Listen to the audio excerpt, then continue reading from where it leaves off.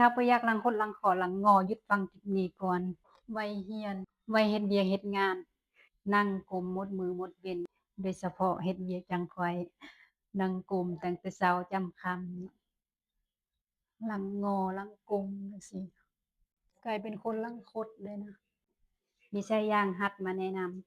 ำชายย่างหัดเพื่อบ่ให้มันหลังคดหลังงอวิธีใส่ก็ง่ายๆสอดจะ2แขนไปเกาะบ่าไหล่ให้มันล็อกกับด้านหลังแบบนี้แล้วก็ดึงใส่ไม่ให้ดึงไปทางหน้าแบบนี้นะ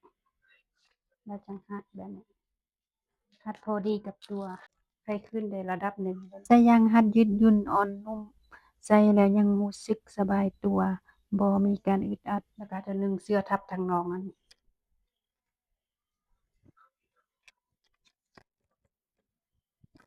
ให้มันเรียบๆ เสื้อหัดเพียงมื้อละ2ชั่วโมงหรือว่าจะหมดมื้อก็ยิ่งดีจะได้แผ่นหลังที่สีตรงเรียบเนียนบ่คดบ่ค้อบ่งอใส่เสื้อผ้าชุดใดก็ได้รูปทรงมีบุคลิกดีๆตั้งแต่วันนี้ไปเคียงคู่กับคนที่ท่านรักลดปัญหาหลังคนหลังกองหลังงอแต่58 บาทเด้อเฉพาะวันที่10 เดือน 10มื้อนี้เท่านั้น